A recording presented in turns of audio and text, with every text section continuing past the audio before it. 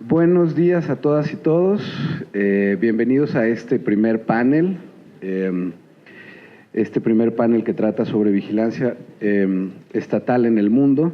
Para mí es un gusto particular estar aquí arriba conversando con dos personas que nos pueden dar una dimensión global de un poco cómo está la legislación en el mundo en el tema de control de la vigilancia estatal digital y concretamente qué pasa con el tema de Pegasus. Esto para abrir materia en lo que estaremos conversando a lo largo del día.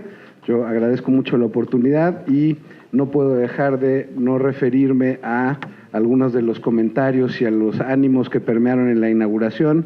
Para nosotros como grupo de sociedad civil y me parece que para el resto de los actores, este es un proceso, robándole las palabras a Juan Manuel, histórico, y es un gusto poder ser parte de él. El objetivo entonces de este panel, agradezco a los traductores también y les pido que cuando les toque hacer una intervención, bueno, además de que seamos breves, la hagamos de manera pausada para darle oportunidad a la traducción simultánea de hacer bien su trabajo. El objetivo entonces de este panel se trata de promover un diálogo sobre la vigilancia estatal digital en el mundo, identificando algunas de sus particularidades y elementos comunes, con la idea también de resaltar algunas buenas prácticas muy urgentes, necesarias y pertinentes en el momento que estamos viviendo aquí, para prevenir, controlar, en su caso castigar o sancionar la vigilancia ilegal y la vulneración de los derechos humanos. Tenemos entonces a dos panelistas que nos acompañan, que vinieron a la ciudad solo para esto y les agradecemos mucho su presencia. Tenemos a Ilia María Siatitsa, más o menos, Scott-Railton, mucho gusto, muchas gracias por estar. Saludamos también a la gente que nos está observando por streaming. La idea es poder hacer, teníamos una tercera participante que al final por un tema de agenda no pudo estar acá, entonces eso nos va a dar la oportunidad de tener hasta 35 minutos con cada uno de ustedes para platicar y después, que pareciera que es una parte también muy antojable, muy deseable, que podamos tener un intercambio de preguntas y respuestas de alrededor de 20-25 minutos. Así que, sin más preámbulo, voy a pasar entonces a leer la semblanza que tenemos aquí de nuestros panelistas.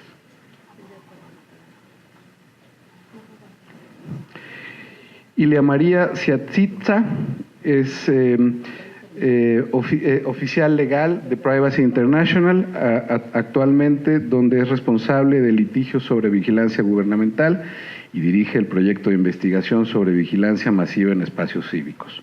Es doctora en Derecho Internacional por la Universidad de Ginebra, es miembro del Colegio de Abogados de Atenas desde el 2008 y se especializa en Derecho Internacional Público y Derecho Internacional de los Derechos Humanos. Su investigación está centrada en el uso de la expresión violaciones graves de los derechos humanos en el ámbito internacional. En la Academia de Derecho Internacional Humanitario y Derechos Humanos de Ginebra estuvo a cargo de la investigación sobre derechos humanos en la era digital. También participó como investigador del proyecto de Big Data, Derechos Humanos y Tecnología del Centro de Derechos Humanos de la Universidad de Essex. Anteriormente fue abogada en materia de derechos humanos en Atenas y ha tenido la oportunidad de trabajar en organizaciones gubernamentales, en organizaciones gubernamentales diversas. Muchísimas gracias y todo tuyo el micrófono.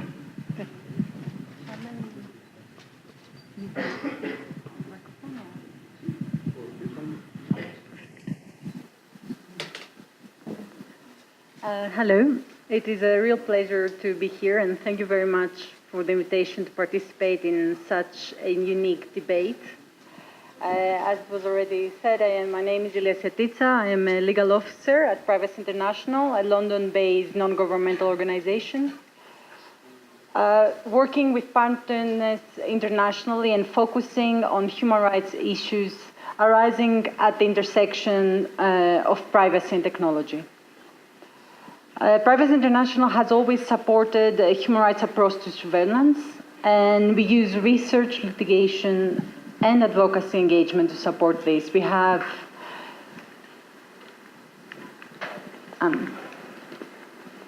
So I'm sorry, facing some technical difficulties.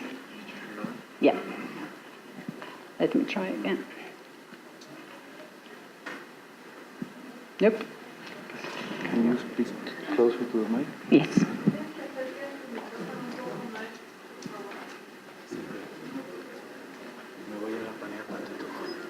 No, I don't think that's it. Okay. So, perfect. Thank you very much. Is that better with the microphone? Great. So we have worked with other NGOs to develop the international principles on the application of human rights to communication surveillance. We've been regularly updating the Guide to International Law and Surveillance. We have developed the government hacking and surveillance necessary safeguards, and as well as we have brought litigation against the government of the United Kingdom, but also France, and with cases pending, among others, before the European Court of Human Rights.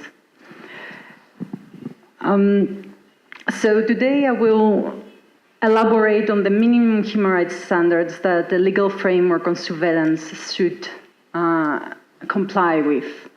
And I should specify from the outset that what we mean by a human rights approach to surveillance means scrutinizing state surveillance under the lens of its interference with human rights, naturally the right to privacy and freedom of expression, but also other human rights such as the right to fair trial, as the illegal acquisition of evidence can actually be very disruptive of judicial processes.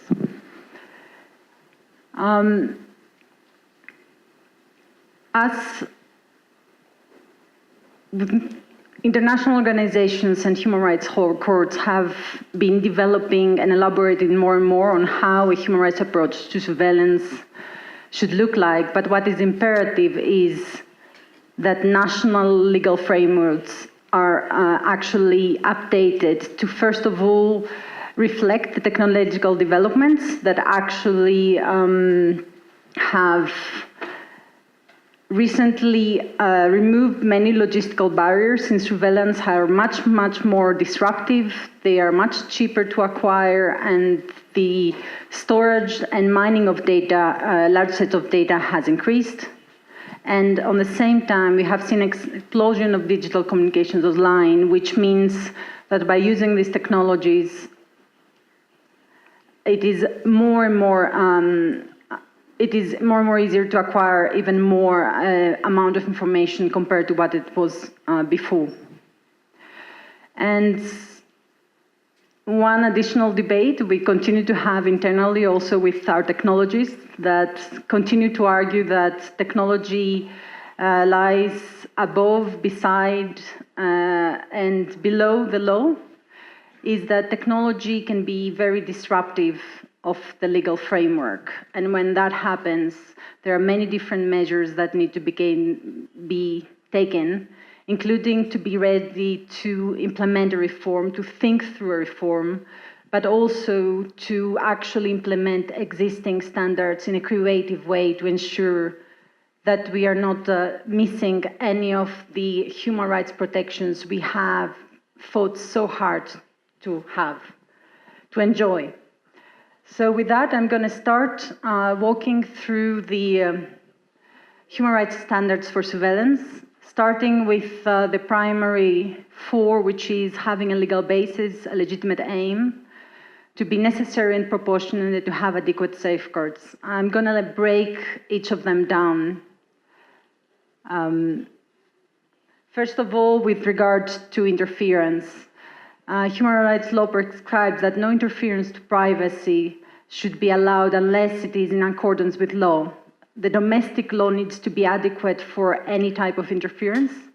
And what it's meant by adequate is to be publicly accessible, precise, clear, comprehensive, and non-discriminatory. Apart from a long list of adjectives, what actually this means is that it has to be precise and foreseeable to anyone to reasonably expect its application.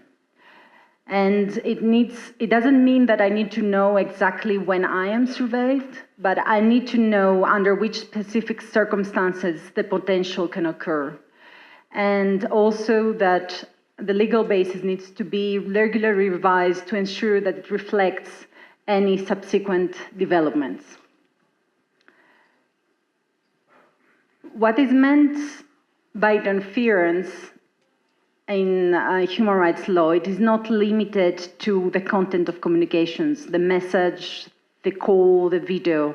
It actually includes all the communication information around it, the when, where, with whom, how, the duration, and it goes on. Actually, there has been an attempt to argue that the so-called metadata does not reveal that much information about ourselves, but it has been increasingly reaffirmed by, among others, Human Rights Council, UN independent experts, that actually they can reveal a lot of sensitive information about each and every one of us, our individual behaviors, habits, our social relationships, private preferences and identity. And actually, John later will demonstrate briefly to you how that looks like. And it has been in a recent case that the European Court of Human Rights has reaffirmed that actually the fact that a form of interference may look less intrusive, such as location data, does not mean that this should not be regulated by a very clear legal framework, which, moving to the next one, should specify the legitimate aim, the purpose for which these measures have been implemented. The kind of legitimate purpose that can justify an interference is limited. We cannot have an ever long list. It has to be limited to the interests, for instance, of national security, public safety, or the economic well-being of the country, for the prevention of disorder and crime, for the protection of health or morals, or for the protection of the rights and freedoms of others.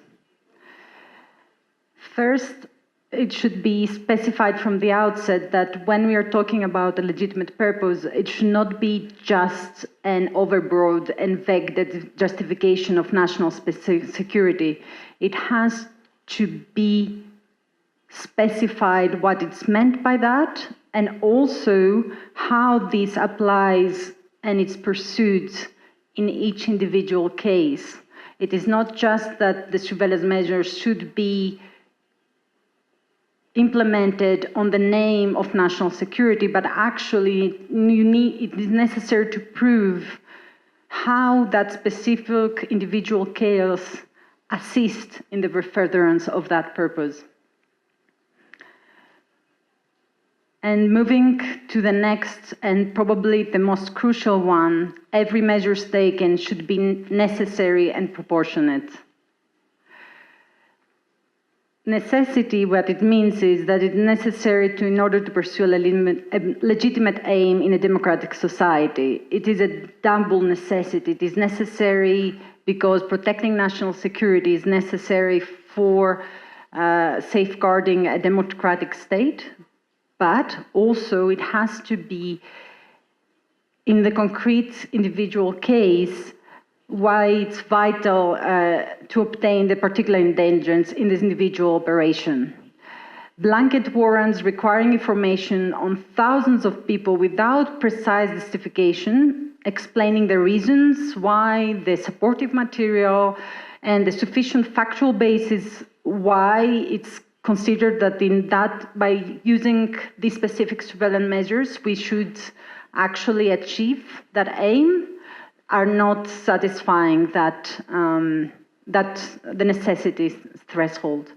And then it comes to, in every individual case, we need to evaluate, we need to balance between the degree of intrusion and the benefit obtained in each particular case. Every time we need to assess all the circumstances, the nature, the scope, the duration, the grounds required for ordering them, which authorities are competent for authorizing, carrying out, and supervising them. And when we are making that balance, we need to choose the least intrusive option to achieve that result. It may appear vague enough, but actually it has been repeatedly implemented as a test by the Human Rights Court. And using the specific indicators from the degree, the severity of the crime that has been allegedly been committed are very specific criteria that helps assess in every specific circumstances.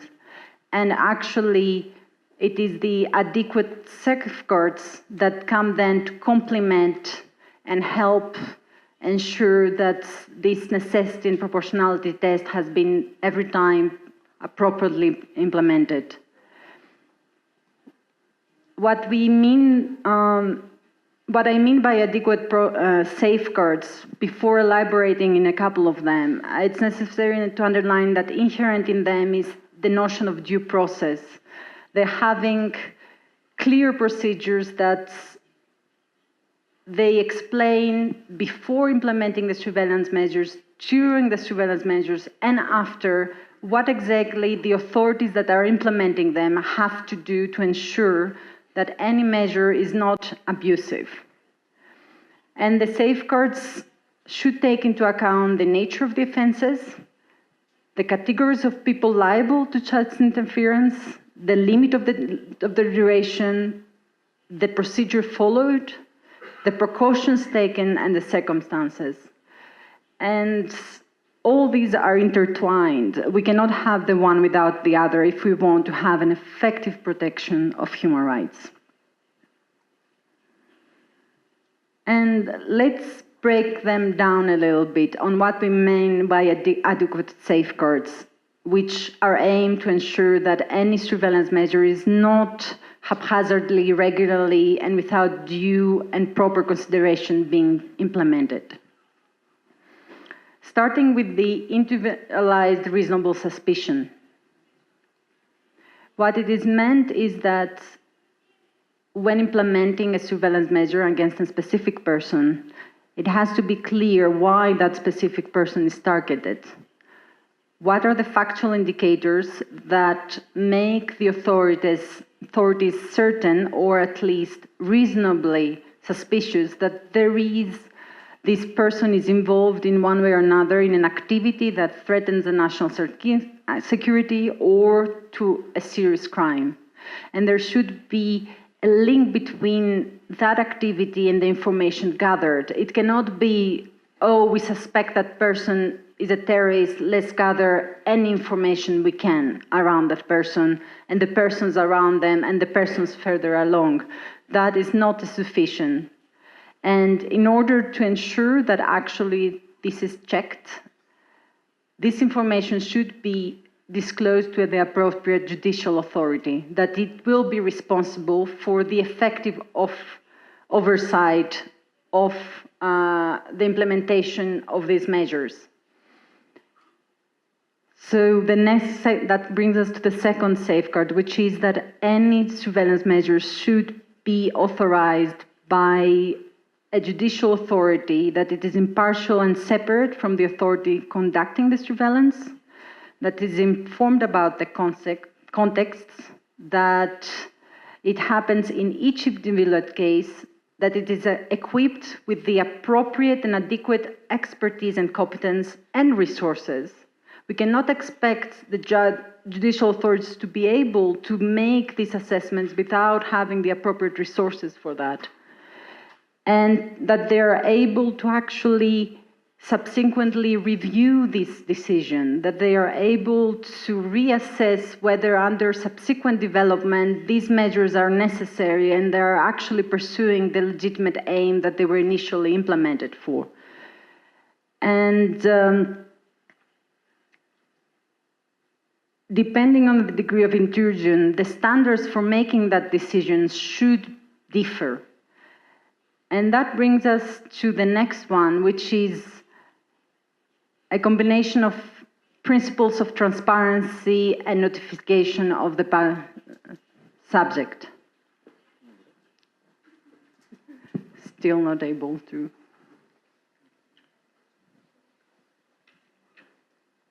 Perfect. Thank you very much. When we're referring to transparency, it is twofold, if not threefold. It's first of all the general information. The government should be very clear on what type of technologies are using and what type of technologies they have acquired and make that information public. And also they should be able to publish aggregated information about requests, process, and duration.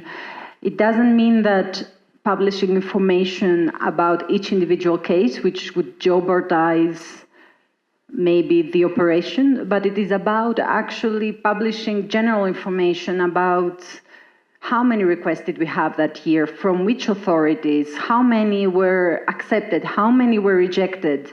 This allows for an oversight to ensure that there hasn't been an abusive number of requests of surveillance. And then comes the next leg of transparency and notification, which is notification to the subject that was surveilled. Obviously, there will be circumstances that cannot happen during the surveillance, but as soon as the reasons why the notification to that person cease to exist, then after the end of the operation, as soon as possible, that person should be notified about the fact that they were under surveillance. And there should be the maximum disclosure possible of the information that has been collected when and during, in order for that person to be able to challenge, if needed, the legality of that decision. It is imperative that that they have that possibility, that ability. And this brings to the last of the adequate safeguards I wanted to bring in part one, which is that as soon as a victim claims that the surveillance measures were illegally implemented to them, they should be able to ask for a prompt and effective investigation. They should be able to ask for a judicial review, and they should be able to request that their record, if they want to be erased, and ask for a compensation for any harm caused by these surveillance measures. This does not mean that any surveillance measures will lead immediately to that process, but if that process is regularized, then, and having the ability to actually challenge the legality of it, that gives each and every of us the reassurance we need that the government will not abuse the powers they're having in their discretion. And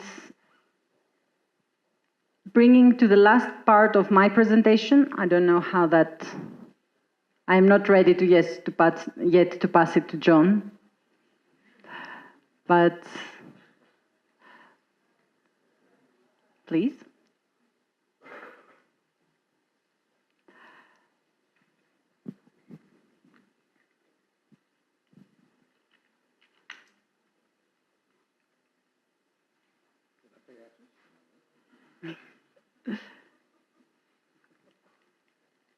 As long as it works, let me go fast. There we are. Adequate safeguards part 2, just adding a little bit more into this whole complexities, to be reminded that there is a distinction between the different forces and why they exist. There is a distinction between the police, the law enforcement, the intelligence services, and the military. They have a different purpose. In a democratic society, they have a different function. And any legal system and framework should ensure that actually they do not follow the same procedures, they do not have access to the same databases, that they implement different safeguards, because actually the function and the aim they serve is very, very different. Their training is very different, and we really, really need to be reminded of that. The other and final is last before least, is that the standards for acquisition of technologies. There should be a procedure through which it could be publicly assessed under who is importing the technology, who approves it, who has the oversight, what are the criteria for the decision to be taken, and what is the budget. And the last safeguard is that we need to have enhanced safeguards for specific categories of persons, for instance, journalists, human rights defenders, the watchdogs of our society, that they are there to defend our human rights, that make sure that they feel protected enough and they are not abusively attacked by surveillance measure. And then it comes to the specific methods of surveillance. And one of them is hacking. I can already see that unfortunately there has been a mess mixed with my slides. It's the previous version, but that's totally fine. It's my mistake for sending an updated version last minute, because my last bit that I wanted to walk you through is the example of hacking and the 10 safeguards that need to apply in the case of hacking.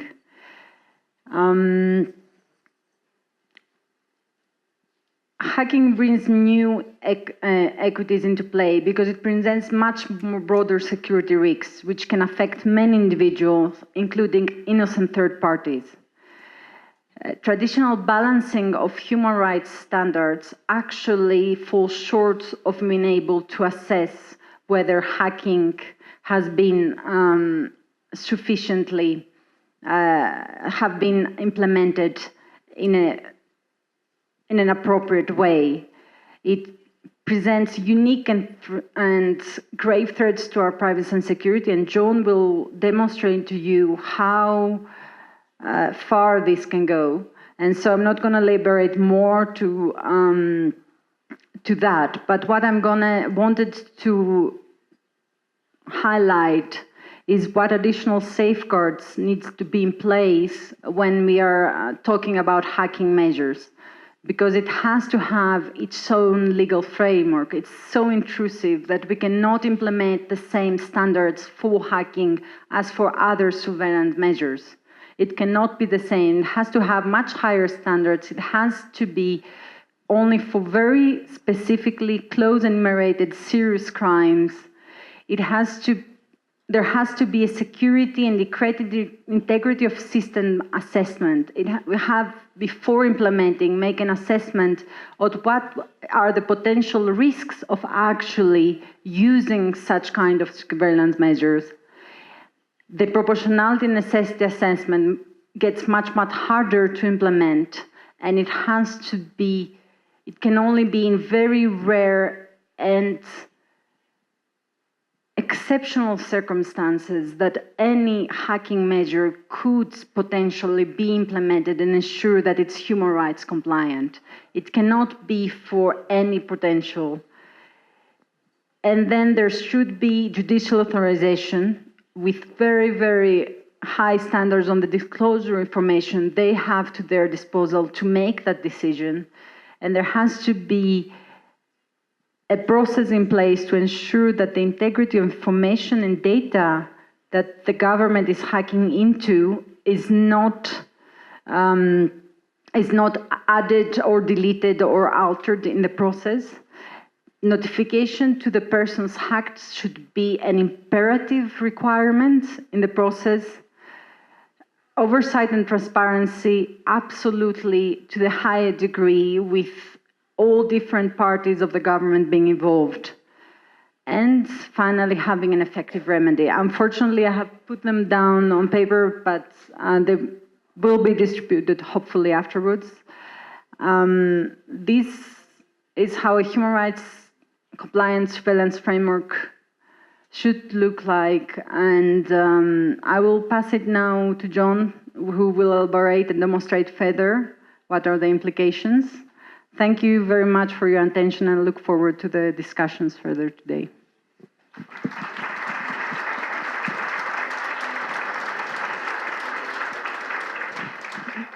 Muchas gracias por este panorama, y mi impresión es que pues tenemos mucho trabajo en México, siquiera para intentar dar una visión articulada. Sabemos que aquí esto está disperso, está fragmentado, está incompleto, y bueno, desde una perspectiva, sí reconozco, de no mucho conocimiento y profundidad en la materia, mi impresión es que tenemos problemas con el tema de las salvaguardas, con la justificación caso por caso, con la proporcionalidad, con la autorización judicial, con poner los límites para restringir los posibles abusos o el uso excesivo, innecesario, de este tipo de tecnologías. Me parece que bueno, pues es una primera gran intervención que nos deja claro que el camino no va a ser fácil, digamos, porque no solo se trata en México de un tema de una política pública, sino es un tema de implementación, de actores, de concurrencias, de voluntad política, de poderes públicos, de niveles del Estado, ¿no? En fin, pero bueno, para seguir generando mayores elementos en esta discusión, pues ahora le voy a pasar la palabra a John Scott-Railton, que él es investigador senior de CitizenLab de la Universidad de Toronto. Su trabajo se centra en temas relacionados a malware, phishing, desinformación, así como a las amenazas para un Internet gratuito y seguro, los abusos de programas espías exclusivos de gobierno y las cibermilicias patrocinadas por los estados. Ha trabajado para apoyar el flujo libre y seguro de información durante conflictos. Específicamente colaboró con The Voices Projects para evitar las caídas de Internet en Egipto y Libia. Actualmente cursa el doctorado en la Escuela de Asuntos Públicos de la Universidad de California en Los Ángeles.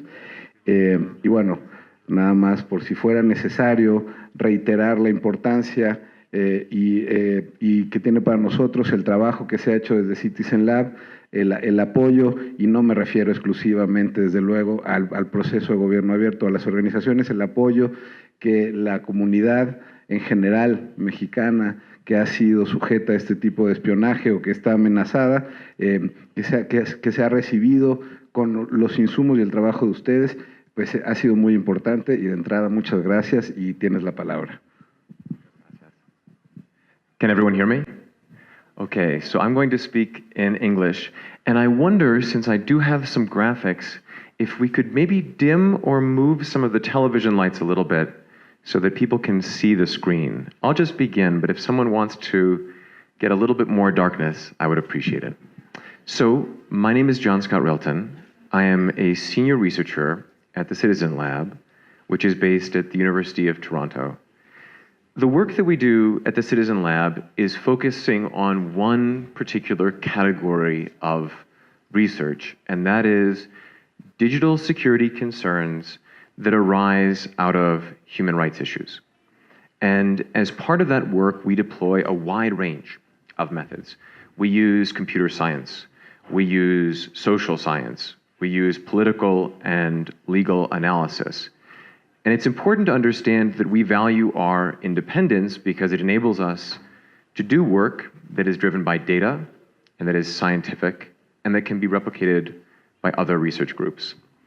So my roadmap for you for this conversation is I'm going to begin with a provocative statement, and then, because every conversation begins with a good story, I promise to tell you a good story. Then I'm going to talk about the difference between targeted spyware and surveillance. And finally, I'm going to talk about some big challenges. So here is my provocative statement. The internet has enabled a profound degree of connectivity for governments and for civil society and for business. Unfortunately, we've connected much faster than we have the ability to secure. And right now, we are at a historic moment where we're seeing the consequences of this issue. So the capacity to connect has outpaced our ability to secure. And the consequences are seen everywhere. Breaches are a silent epidemic, and in fact, increasingly less silent. It's hard, I think, when you watch the news to go a week without hearing a story of some kind of a hack. And it's easy almost to think, well, how do I begin to understand where I fit and how I can protect myself or my society? We also find that threats increase during periods of political conflict and unrest. Okay, now for the story. In 2016, my colleague Bill Marzak received a message from this gentleman, Ahmed Mansour. And Ahmed Mansour is an interesting character. He's a human rights defender in the United Arab Emirates. He has an engineering background, and for years he has been one of the few voices in the United Arab Emirates working on the issue of human rights. And he said, you know, I think someone is targeting me with spyware. And when he gets in touch with us, we pay attention. And the reason is that in 2011, he was targeted by his government with spyware, a different piece of spyware. And then in 2012, he was targeted again by his government with a piece of spyware made by a company called Hacking Team. He had received 2 text messages on his phone, and the text messages offered secrets about Emiratis, so people from the United Arab Emirates, who were being tortured in state prisons. They had some text, and they had a link. Well, here's how this attack worked. You receive a message, maybe it pretends to be from DHL, maybe it pretends to be about abuses, and you think, okay, if I click on this link, it's going to take me to a news article. But where you really go is a fake website. And what is the function of the fake site? The function of the fake site is to infect your phone with a piece of malware. And that is exactly what was happening to Ahmed Mansour. So, being researchers, we love malware. So we said, nice bait, we'll bite. So we bit. So we borrowed the iPhone of a colleague's girlfriend, we reformatted it, and then we connected it to the internet on a connection that we could monitor. And then we clicked on the link. So what happened? Well, we were quite shocked. The first thing that happened is that a digital door was opened in that telephone that even Apple did not know about at the time. And what came through that door? Pegasus. So what's Pegasus? Pegasus is a piece of commercial spyware, and it has the ability to monitor your emails, your messaging, your Skype chats, your WhatsApp conversations, anything you do encrypted, but also to turn on the microphone on your phone, to turn on the video camera. A very invasive piece of technology. Who makes Pegasus? Pegasus is made by an Israeli company that markets itself as selling cyber warfare to governments. And they say we only sell to governments and we follow all applicable laws. The first point that's important to know, Pegasus costs millions of dollars to acquire. You can't buy this in the marketplace. The second, it's sold exclusively to governments. What that means is that when you find an individual who has been targeted with Pegasus, you know that behind that targeting is a government. What would it look like? Well, this is the console, according to some marketing materials that are online, of a Pegasus operator. And here we are, watching an infected phone and looking at it as it moves around. A pretty scary vision. So what does this all have to do with Mexico? Well, we got contacted by a group of Mexican civil society organizations who said, we think that there's Pegasus targeting in Mexico. So we paid attention. And this led us to a remarkable series of cases. These cases ranged widely from researchers working on public health, all the way to researchers working on a whole range of other issues. Now, I'm just going to flag here that we are working on an outdated version of my presentation, which is also something that happened to the last people. Could I ask the control room, please, to recheck the version that I have shared with you and update that very quickly? I'm going to keep going. If we could do that, that would be excellent. Yes, I'm so sorry. This is an outdated version. I apologize, but that's all right. It has the important material in it. So from the initial research that we developed, what did we find? We found an extensive range of targets within Mexico, ranging from individuals in media to individuals working in law, public health researchers, members of government, of various parties, groups working on corruption issues, and even an investigation into the disappeared students. All right, so I told you a story. Now let's talk about the difference between targeted spyware and surveillance. And this would be a good moment if the control room wished to switch the presentations. You can just do it whenever you're ready. So let's talk first about targeted spyware. So what is targeted spyware? Well, oh, I'm so sorry. Yeah, we're missing slides, but that's fine. In its simplest form, targeted spyware has a couple of different flavors. The important part is that it works. So what are those flavors? Well, at the far most sophisticated range, we have governments that have really sophisticated technologies and build their own spyware and spying capabilities. In the middle, we have governments that don't have those capabilities and maybe don't have a lot of good reputation on the international marketplace, and so they use low technology strategies to hack. And then, and this is relevant for Mexico, on the third side, we have government exclusive malware.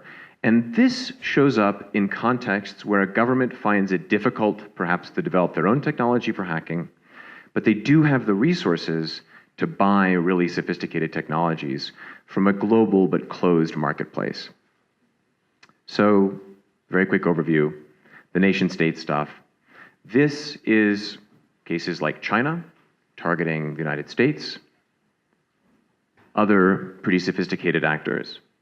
On the government exclusive side, we have a wide range of sellers selling a really wide range of technologies. What links them together? The fact that they're sold globally. What do? They provide the ability to remotely hack and target devices on a really small basis typically, and they're typically pretty expensive. So this was some research that we conducted in 2014, where we showed that hacking team, another such technology used to target computers, had proliferated globally and of course was being used among other places in Mexico. Here is a global analysis that we conducted of likely infections using Pegasus spyware. And one of the places where by volume we found some of the most infections, Mexico.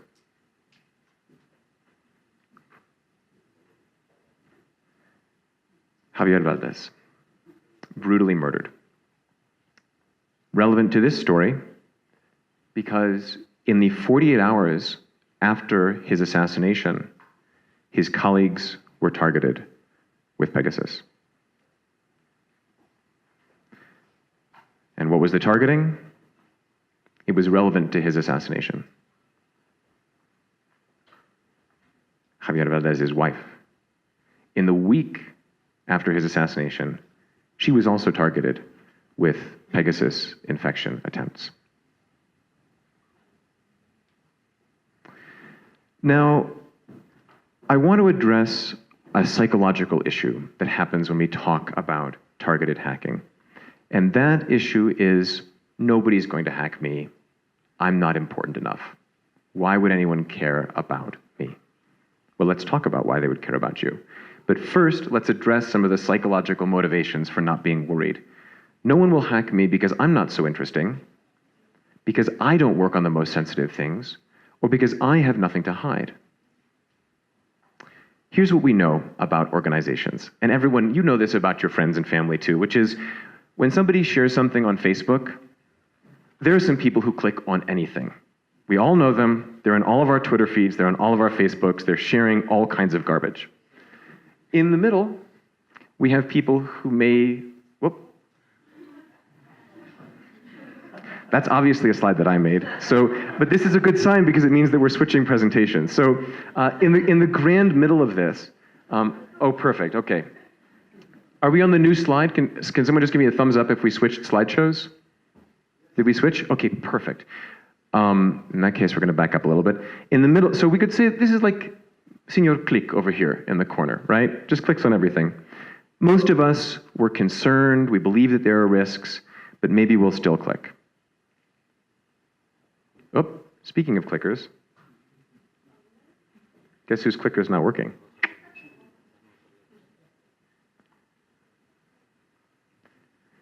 So, in the middle, okay. And then finally, at the very far end, we have the paranoids, people who are like, no way, not clicking on anything, everything is Pegasus. Now, of course, the truth lies somewhere in the middle. But let's talk about how you might be targeted, even though you don't think that you are the highest risk person. So here is an imaginary organization, the Center for Anti-Corruption. Here is an imaginary prosecutor's office. And here's Mr. E, a former government official.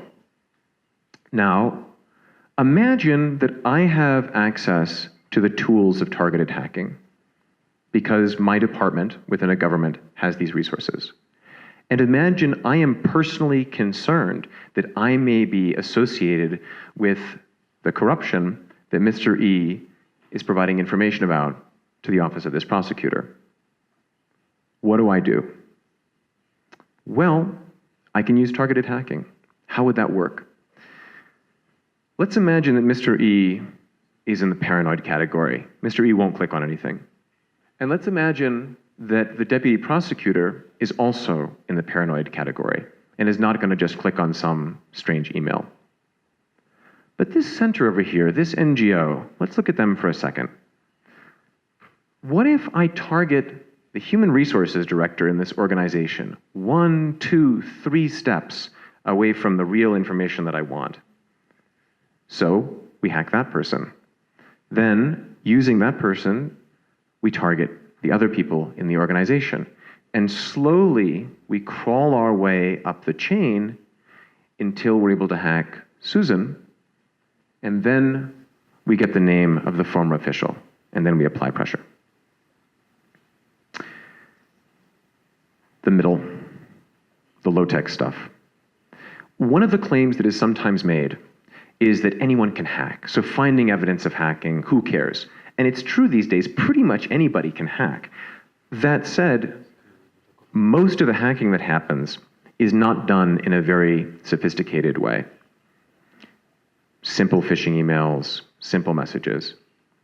The problem that we face, and we'll talk about this more in a minute, is that we are all vulnerable to some form of hacking. Let me pivot for a second and talk about mass surveillance. Here's an iPhone. Most of us have them. Well, what lives on that iPhone, and what does that iPhone do? Well, let's start with you. You got your phone. Let's look at you the way that mass surveillance could look at you. So I want you to do this exercise with me and imagine yourself, but seen by a state. Who are you calling? What are you saying?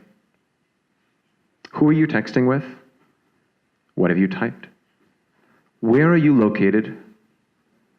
What are personal places where you tend to spend a bit of time? Where do you sleep at night? Where do you spend lunch? What kind of private meetings are you going to? What kind of professional meetings are you going to? Who are you traveling with? When your phone moves in a car, what other phones are moving in that car?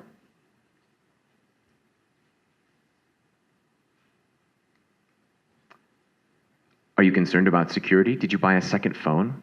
Are you carrying it in your pocket? Well, I can find out that too, because those two phones walk around together, they sleep together.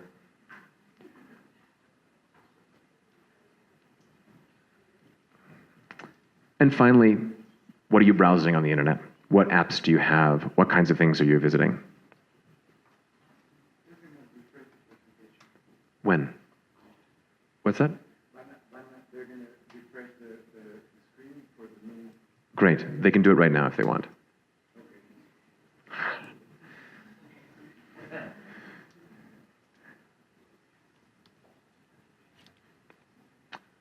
Okay, we're refreshed? No? All right, we'll wait. That's all right.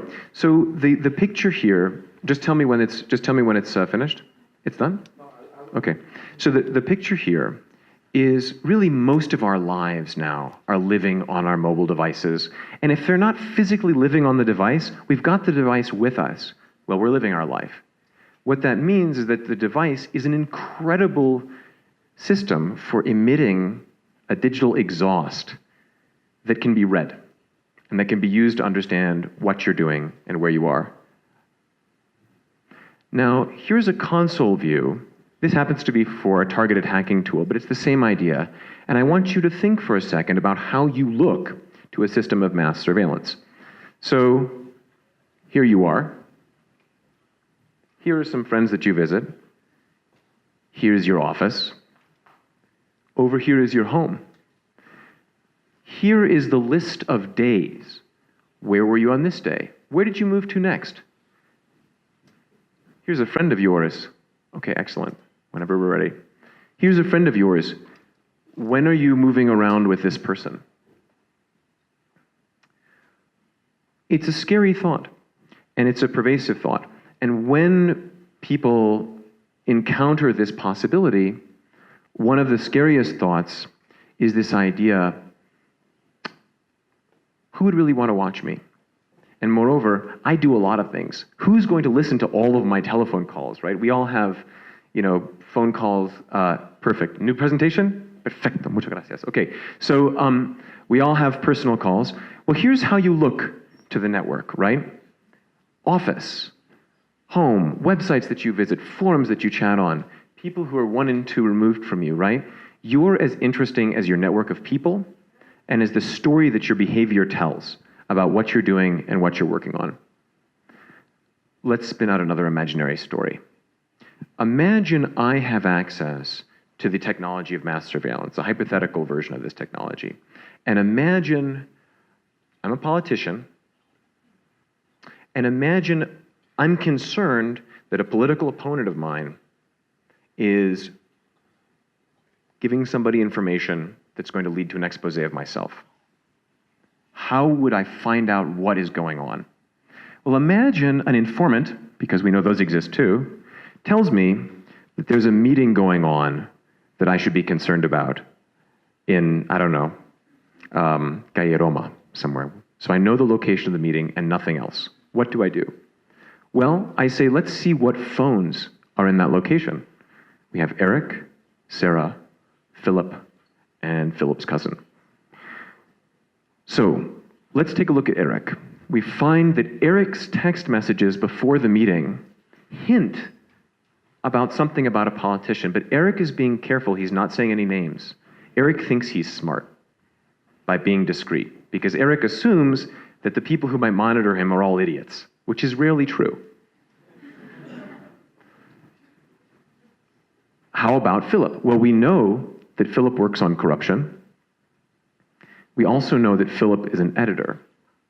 And we know that Philip got one of those magic new phones, which tells us that Philip is afraid of surveillance, which means that Philip is doubly interesting to me.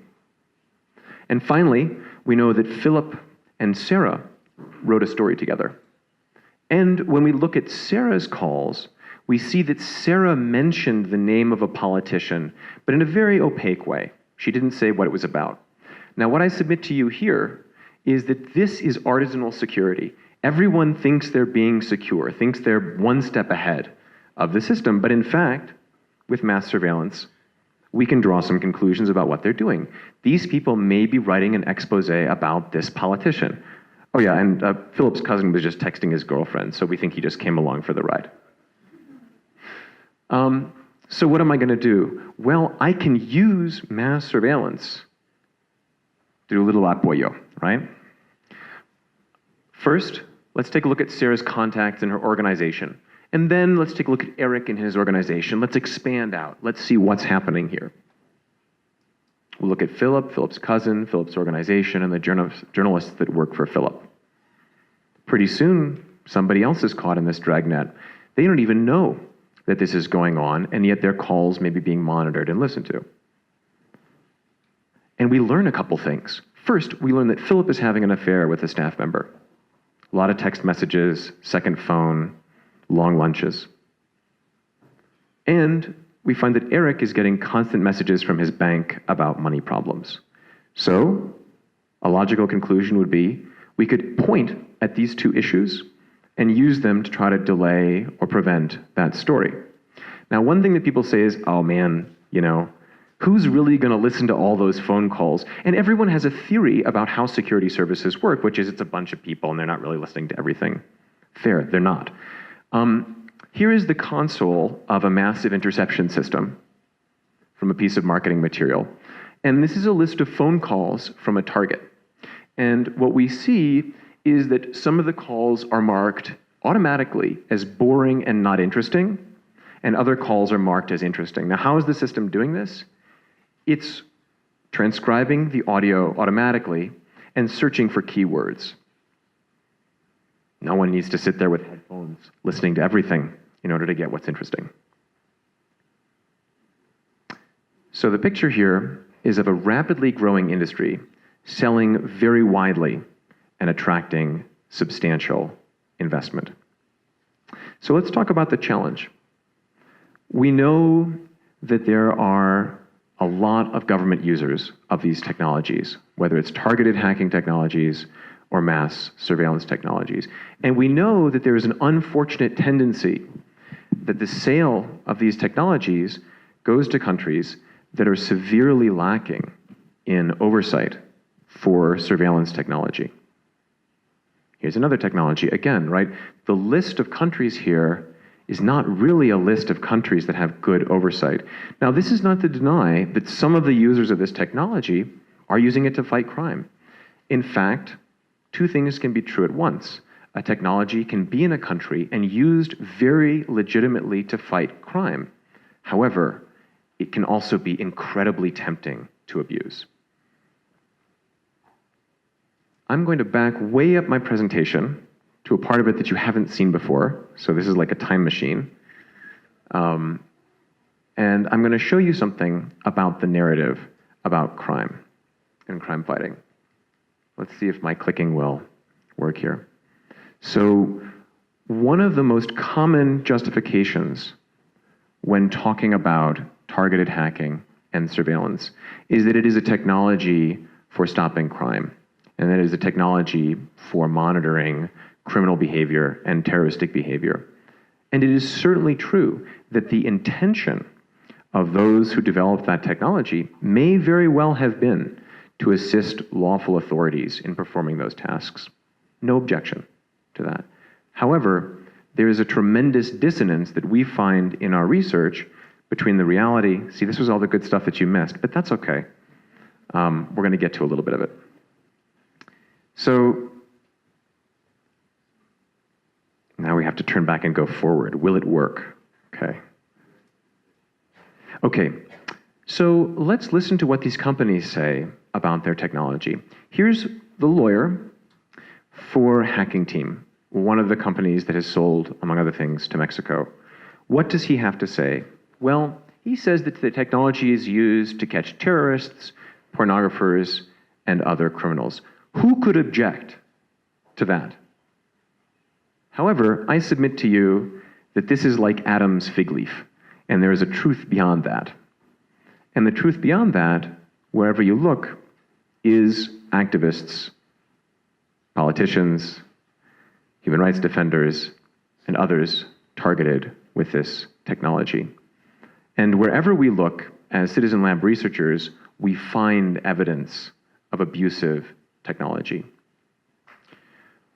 The story that this tells is starting to be a pretty clear one, driven by data and driven by evidence. And that is that the technology itself has inherent potentials for abuse, and that unguarded it will be abused. Now, here is an excellent documentary that's now a few years old that I'd recommend that you watch. It's called Spy Merchants by Al Jazeera Investigations.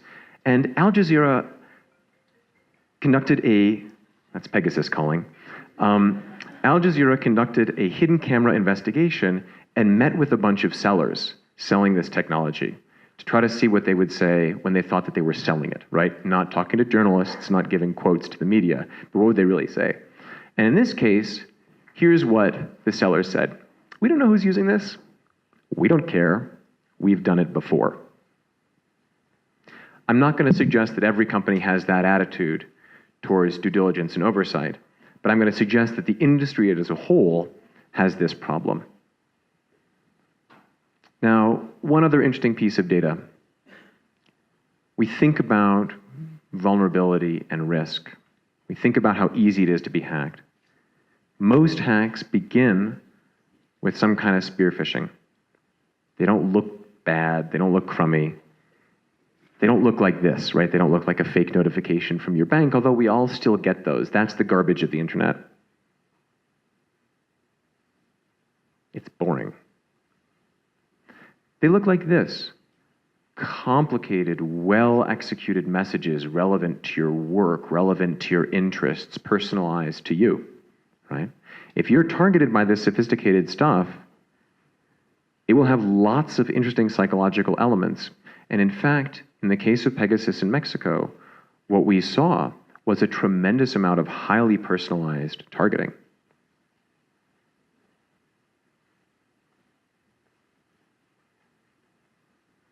And here's the dirty truth. Whoever you read as a researcher, you will find that most investigations find that when this stuff is done well, between 40 to 60% of people are tricked by this. That's a serious number. And it's a much larger number than people think when they think, you know, I'll probably notice it, it'll look like phishing, I'm just not gonna click. My argument to you is that whatever the approach is, whether it's a fancy nation state capability, whether it's low tech, or whether it's a government that's bought a technology, you're at risk. Okay, now we saw all this before, so we'll just plow right through it as a little ed memoir. And I'd like to take you to what I see as the defining challenge of this issue. Ignore what's happening behind me. So I think this is a pretty historic conversation. It's hard for me to imagine a year ago standing in front of you in this audience having such a frank and honest conversation about this issue. It's remarkable. And I think like any good conversation, its value comes in being continued. So as I see the situation presently in Mexico, there's an opportunity to really look seriously at a remarkable series of cases of abuse. These are cases that extend from journalists to politicians and others. We're very happy to have whatever kind of conversation folks here are interested in having about this, but the real question comes to something like this. So this sophisticated technology has been sold, in the case of Pegasus, to Mexico, according to a lot of public reporting. Unfortunately, as we know, there are issues. There are issues with accountability, there are issues with oversight, and there are concerns about abusive use. And we see these issues wherever we scratch. In the context of some statements made recently by Mexico's president, I'd like to point out that the most common category of targets that we see, one of the most common categories, wherever we look, are journalists. If we look at Pegasus in Mexico, and we click some more, we find that the targeting is widespread. And in fact, I've actually not included Carmen Aristigui's son, Emilio, who is also targeted. This is a remarkable opportunity to open a conversation about how to protect those journalists and the rest of Mexican society and civil society.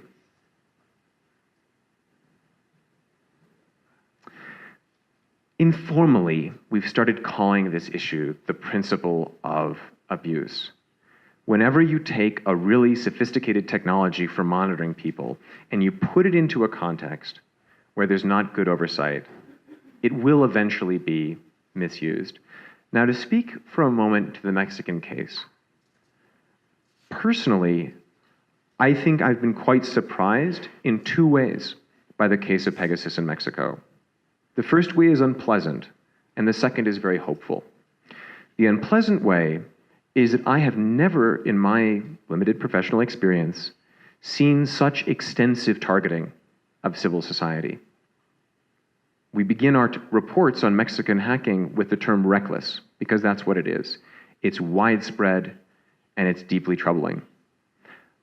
But we, as researchers, I think, are also incredibly surprised by the extent to which Mexican civil society, and more recently, people in this room, are willing to have the conversation about what needs to be done.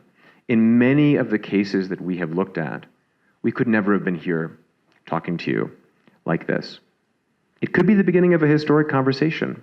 I don't know. But what I will say is I'm extremely grateful to the hosts for having us here, and we look forward to participating in that conversation and supporting it. Thank you very much.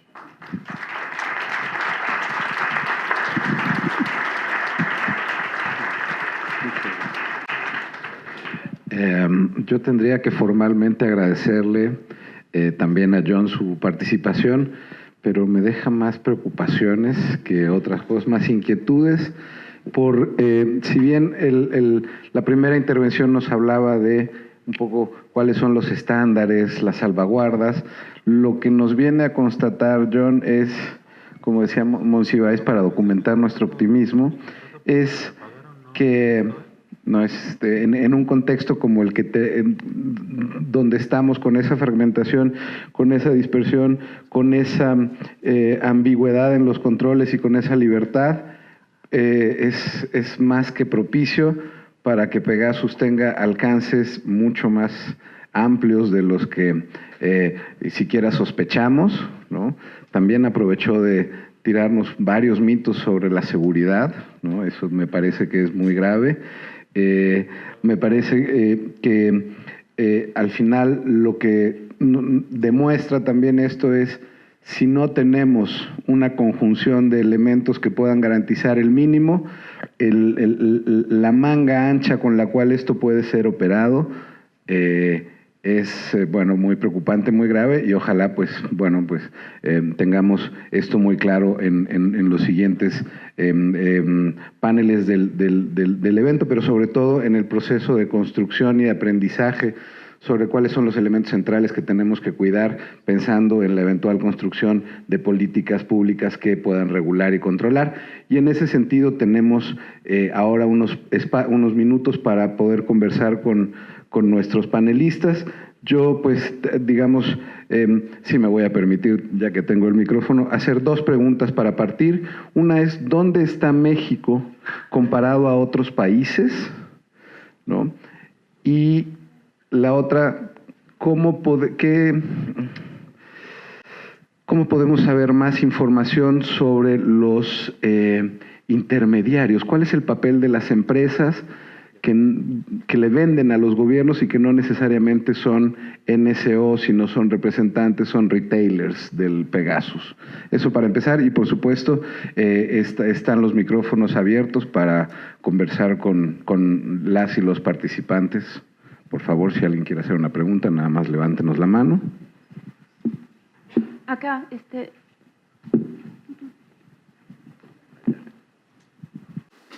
Sí, buenas tardes. Mi pregunta es para John. Hola, John.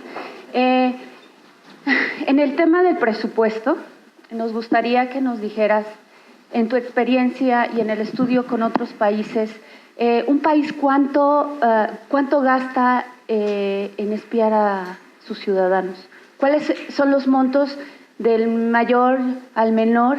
Y en el caso concretamente de México, a lo mejor tienes un cálculo, algún acercamiento sobre cuánto se pudo gastar el gobierno mexicano en este dispositivo, en este software. Gracias. Do you want to take them?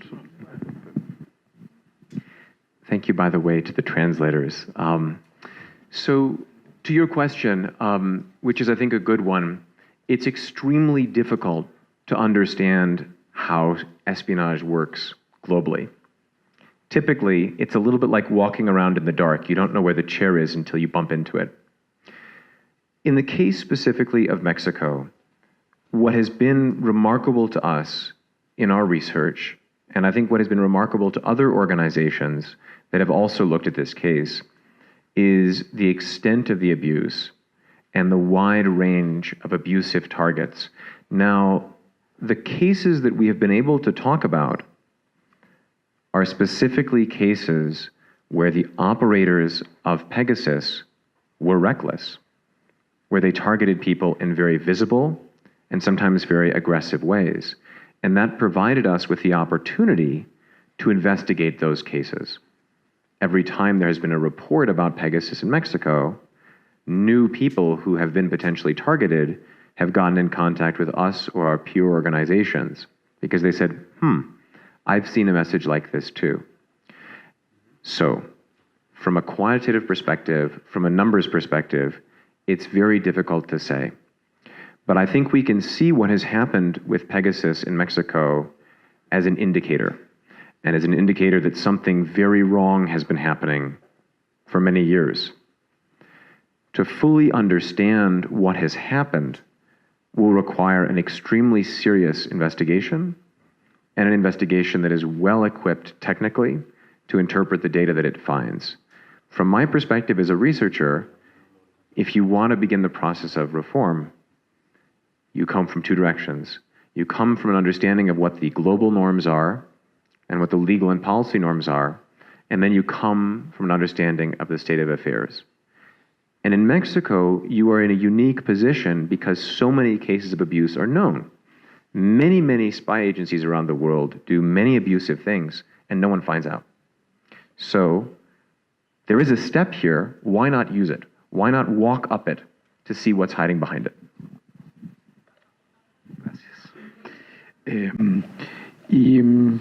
Bueno, tenemos más preguntas por ahí y si no, bueno, ahí le vamos a pasar el micrófono. Ya está. Gracias. Gracias. Para John, ¿cuál es su opinión en cuanto, ya mencionó que no podría estar aquí en otro año, o sea, en otras condiciones, pero ya está aquí? Pero ¿qué opinión le da con nuestro nuevo gobierno en el que no va a ir en contra de estas gentes que hicieron esto, de Pegasus, donde no va a haber persecución, que para mí es impunidad? Entonces, ¿qué podemos esperar los ciudadanos ante esto? Y alguna experiencia en otro país en el que sí se haya actuado con los anteriores. Gracias. So thank you for your question. I'm not in a good position to comment on the Mexican political situation as a researcher. I'm in a position to share with you what we know from the results of our evidence-based research, but I appreciate your question. Gracias. Ahí tenemos otra pregunta, por favor. También es para John. Es algo más técnico. Sabemos que hubo un exploit que fue el que ataca Pegasus. Ese exploit ya las empresas lo han contenido, ya hay un parche para eso. ¿Qué tan vigente sigue siendo los softwares como Pegasus y eso? Y si hay participación de las empresas que hacen los sistemas operativos como Apple Computer. I'm sorry, I thought I could understand what you were saying, but I'm asking, can you just repeat your question? Ok, es sobre la periodicidad de los exploits, o sea, ¿qué tanto dura un exploit? Sabemos que Pegasus tuvo ahí un 0 day o algo así. Eso ya está parchado, sigue siendo un riesgo. Las empresas como Apple Computer o los que hacen el sistema operativo atienden estos casos inmediatamente, algo así. I understand. So your question, if I understand it, is how long do exploits like the kind that we discussed last? Well, the answer is, in the first case that I told you about, we worked with Apple and a security company, a large security company, and Apple closed the vulnerabilities that were used in that case. However, we know from marketing material, from NSO Group, and from extensive cases that go beyond that, that companies like NSO keep a little stable of exploits that they can use to maintain the continuity of operations. Typically, in the targeted hacking industry, one of the ways that a contract will work is that during a contract period, a company will say to a customer, I guarantee you the ability to hack iPhones and Androids and Blackberries during this 2-year period. So it's the responsibility of the company to consistently find new and preserve to use new exploits. That said, the cost of exploits, especially against iPhones, continues to rise, both because more and more companies are entering the marketplace and because, as we know, governments will pay millions and millions of dollars for this capability. Gracias. Yo, antes de pasar a otra... ya tenemos la pregunta, perdón. No. Adelante, por favor. Para la doctora es sobre todo en el marco normativo y con el fin de asegurar precisamente legalmente la intervención de ese marco en servidores públicos, que es un tema especial por ser un régimen especial jurídico, para evitar la corrupción, pero ¿cuáles son los países con mejores prácticas para asegurar ese marco normativo de aseguramiento hacia la vigilancia de servidores públicos? Si hay algunos países que tengan más avanzados estos marcos normativos.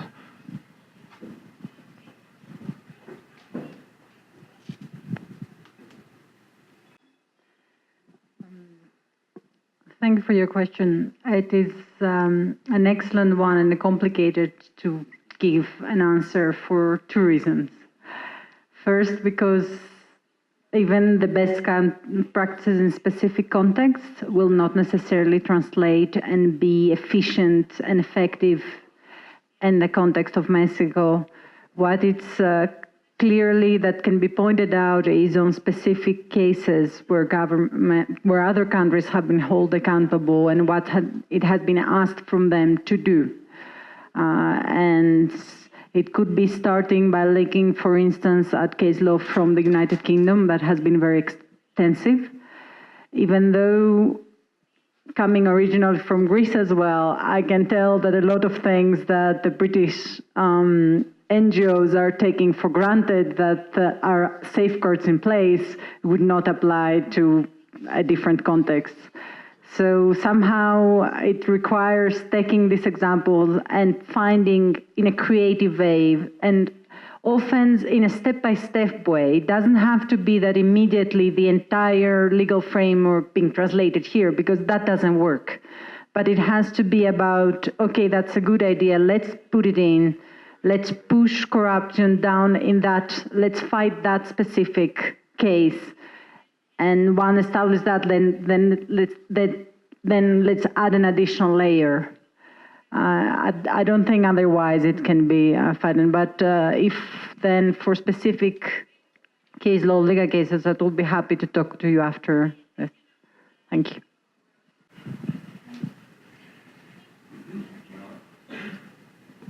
Bueno, una pregunta también para la doctora.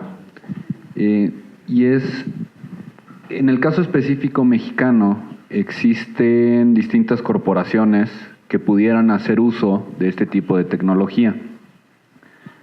¿Cómo generar un marco regulatorio tal que estas corporaciones puedan atender tanto el combate al crimen de manera segura y que no se genere un abuso tal cual lo explicó John en su presentación, y bajo un entendido de que México vive una situación especial en materia de seguridad?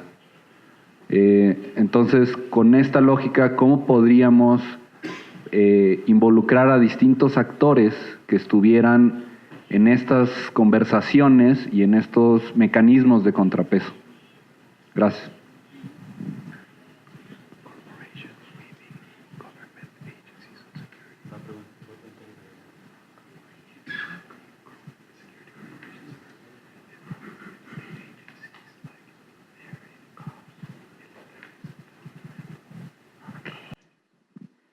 Okay, yeah. Thank you for the clarification. That was actually necessary. Going back to the context again, it is true that every country is broken down to different agencies. They have their own rules and their own specific circumstances. But at the end of the day, it comes down to records of the procedures followed, to what budget and how permissions for using that budget are issued, on having public oversight, following and questioning on their own independent independent initiative starting this conversation, being able to look into those things. It is not one specific fits-all solution, but it is about due process and accountability in the way of trying to control this, because yes, it's true, it's complicated, the structures are complicated, it's very difficult, but at the end of the day, there must be somewhere a budget through which technologies have been purchased. There must be some record of the import of these technologies in the country. There must be a record of the negotiations and conversations. And these are things to look for in order to be able to start putting some sense to it all. Thank you. Alfredo. Ya está, gracias. Ahora sí, Alfredo. Es una pregunta para ambos y tiene que ver más con el contexto internacional. En primer lugar, se habló por parte de John de que existe capacidades en algunos países para desarrollar sistemas propios de vigilancia. Se habló de China, también sabemos los casos de espionaje por parte del gobierno de Estados Unidos, por ejemplo, a líderes europeos, ¿no? Pero me gustaría saber si en el contexto regional de América Latina hay alguna noción sobre si algún país o países están en vías o tienen las capacidades como para poder desarrollar este tipo de tecnologías y que no las tengan que adquirir en el mercado, dado su costo. Y en un segundo momento, si a nivel de regulación existe alguna buena práctica que permita, en el caso del marco mexicano, poder garantizar algunos acuerdos de tipo bilateral o multilateral que eviten que, por ejemplo, información sobre espionaje de objetivos mexicanos sea compartida con otros gobiernos o viceversa.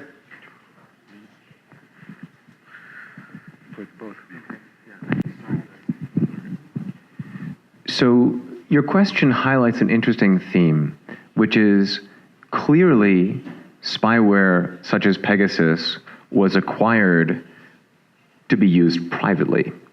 And yet here we are, a bunch of researchers from a Canadian institution speaking about this case.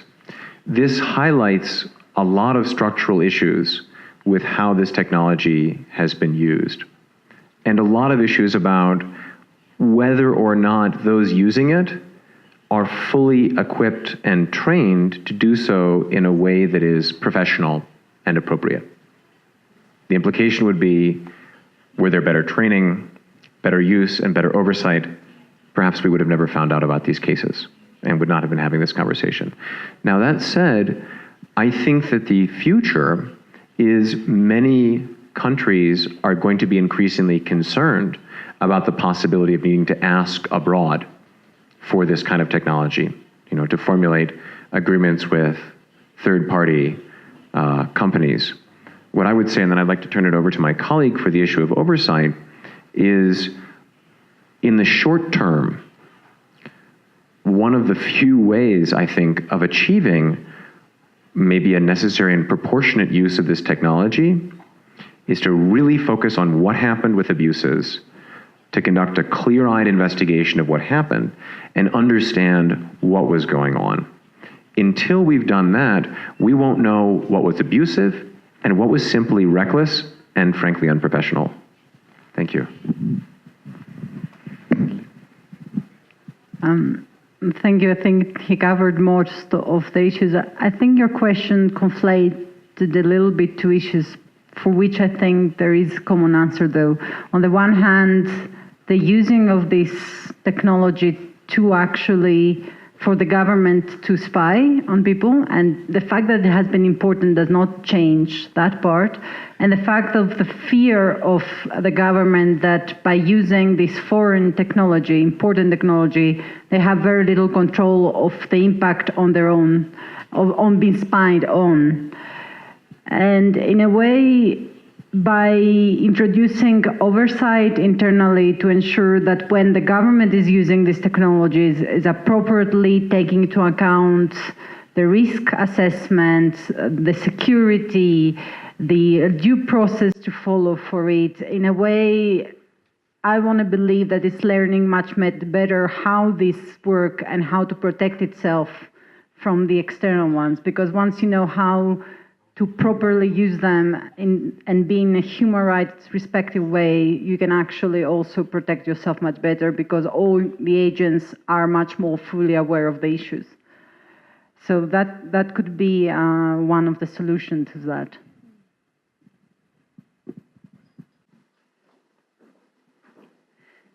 This is also a question on for Dr. Ilia on the human rights approach to surveillance. Do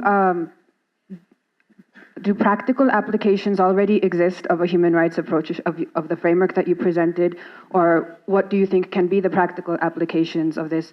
For example, are there governments that have explicitly incorporated reforms on the basis of a human rights approach to surveillance, done a self-diagnostic, a comprehensive self-diagnostic of their surveillance framework using the framework that you presented?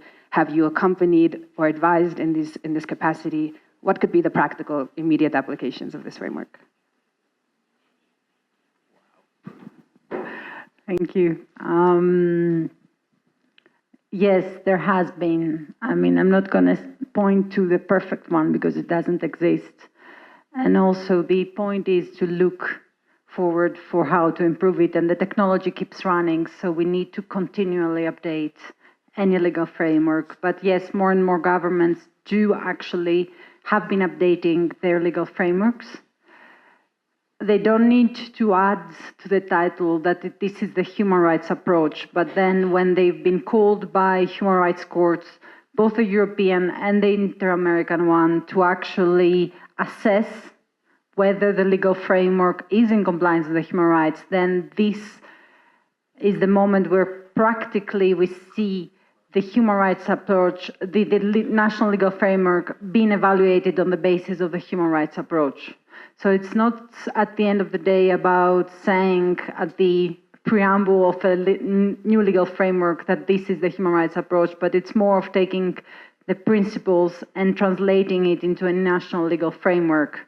Talking about the simple thing of the legal basis, which is the law that actually explains when hacking can be used, which is the law that says which specific crimes allow for a hacking a measure to be taken.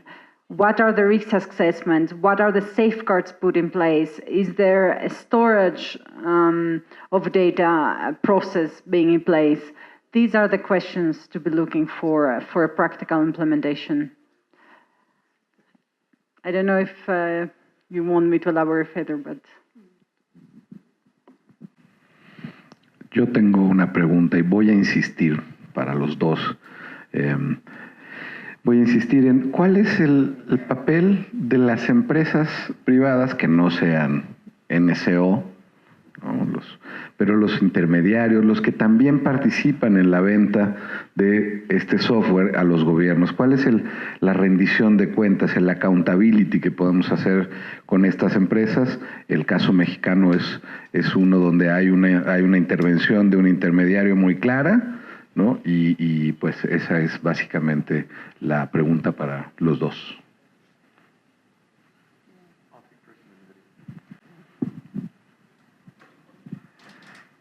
So this question about intermediaries, I think, is a good one. One of the things we know is that any market that works at the far edge of what may or may not be legal likes discretion. And third-party companies, intermediary companies, wherever we look, form an important part of the transfer of this technology to governments that wish to abuse it. That provides a lot of cover for companies to say, for example, that they haven't met with representatives of a certain government. It also makes it substantially more difficult to investigate the nature of the contracts and the abuse. And finally, it provides opportunities for corruption and for rent seeking and for overbilling. And for all of those reasons, governments and accountability actors should be extremely concerned about the existence of this marketplace. As you mentioned, in Mexico, we know that there are very serious questions around the intermediaries involved in the transfer of this technology to Mexico. I think we've been heartened by the extent to which the Mexican case has been investigated by reporters and others, and we hope to see much further investigation. Thank you. The responsibility of intermediaries is one thing, and as John pointed out, they do like discretion in order to collaborate and sell their equipment, but on the same time, their responsibility is one thing. The government that is buying that technology is another. And the way they are implementing or they're ready to use it, it's a question that lies on the responsibility of the government. And more responsible usage on their behalf will definitely also push intermediaries' responsibility for more responsible behavior as well, because they will know their client will not be ready to put up with illegal behaviors. Bueno, sí, no veo ninguna otra mano levantada. A la una, mano levantada a las dos. Muy bien, comisionada, buenas. Entonces yo quisiera agradecerles a nuestros panelistas, pedirles un aplauso a todos por habernos un poco compartido su experiencia, su conocimiento, por dejarnos con dudas, con pocas certezas, con muchas preocupaciones y con mucho trabajo. Agradezco también la interpretación de señas y a la cabina de traductores, y le paso el micrófono a la maestra de ceremonias. Muchas gracias, buen provecho y seguimos al rato. Muchas gracias. Muchas gracias al maestro Severino, Tomás Severino, también a nuestros panelistas John Scott-Railton y Ilia María Siatitsa por acompañarnos en este foro.